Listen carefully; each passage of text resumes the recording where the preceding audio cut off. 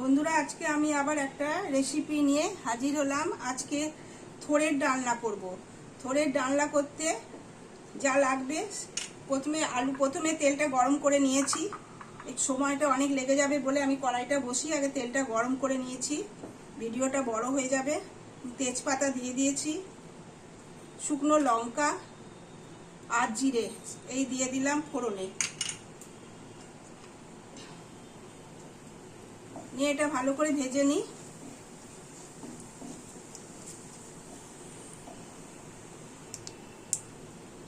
ফোড়নের এগুলো ভাজা হয়ে গেছে। এবার আমি এর মধ্যে আলুটা দিয়ে দিচ্ছি।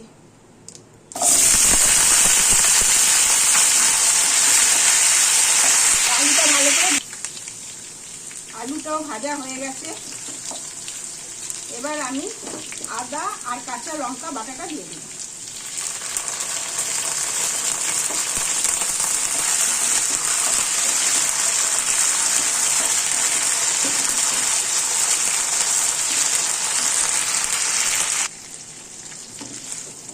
এবার আদাটা আর কাঁচা লঙ্কা বাটাটা একটু ভালো করে ভেজে নিলাম।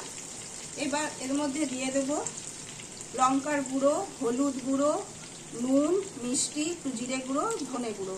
মিষ্টিটা একটু বেশি দিতে হবে। আমি একসঙ্গে দিয়ে দিচ্ছি, এটা আলাদা আলাদা দিলে ভালো হয়, কিন্তু আমি একসঙ্গে দিয়ে দিচ্ছি, যেহেতু একটা করে দিতে গেলে ভিডিও বড় হয়ে যাবে।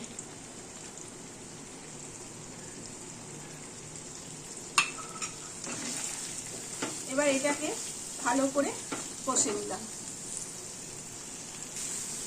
মশলাটা ভালো করে কষা হয়ে গেছে। এবার এর মধ্যে আমি টমেটো দিয়ে দিলাম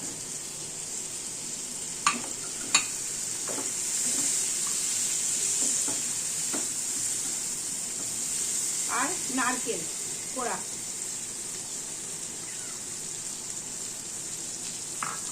নিয়ে এবার একটু ভালো করে কষে নিই, আলুর সাথে ভালো করে একটু কষে নিই নারকেলটা।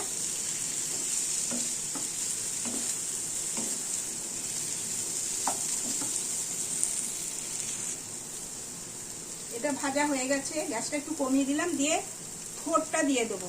থোড়টা আমি আগে থেকে সেদ্ধ করে রেখে দিয়েছিলাম, ওইটা এবার দিয়ে দিলাম।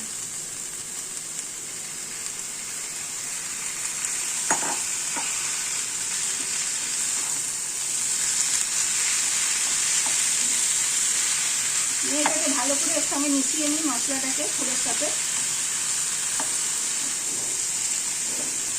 এই তরকারিটা একটু মিষ্টি মিষ্টি হলে তরকারিটা খেতে ভালো লাগে।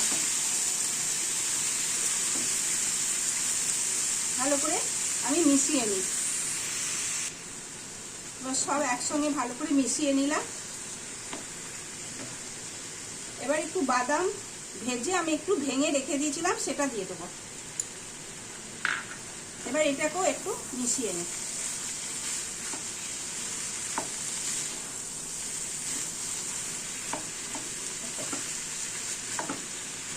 এবার এতে একটু জল দিয়ে দিই, আলুটা সেদ্ধ হতে লাগবে।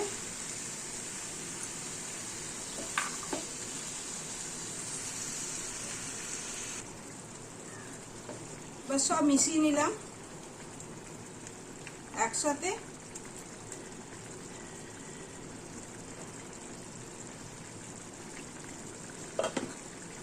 এবার একটু ঢাকা দিয়ে রাখি, আলুটা যতক্ষণ সেদ্ধ হতে টাইম লাগবে। আলু এতে সেদ্ধ হতে একটু টাইম লাগবে, তাই জন্য একটু ঢাকা দিয়ে রেখে দিই। এবার ঢাকনা খুলে দেখি,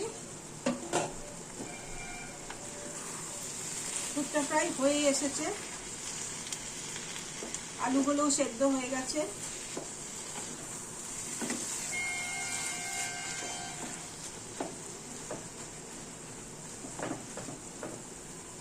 গরম মশলা দিয়ে দিলাম,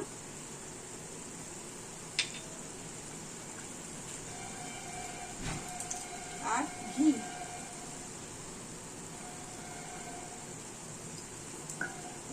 দিয়ে ভালো করে নেড়ে শুকিয়ে নেব।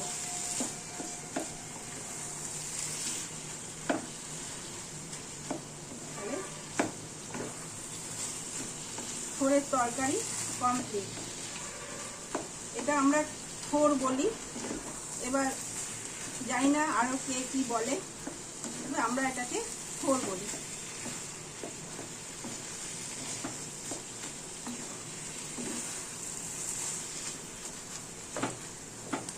থোরের তরকারি কমপ্লিট হয়ে গেল।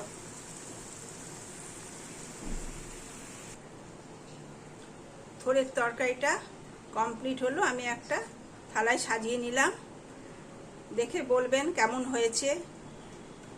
আপনারাও একবার ঘরে করে খেয়ে দেখবেন। আজকের মতন এইখানেই, এর পরদিন আর একটা অন্য রেসিপি নিয়ে আমি হাজির হব। সবাই ভালো থাকবেন, সুস্থ থাকবেন।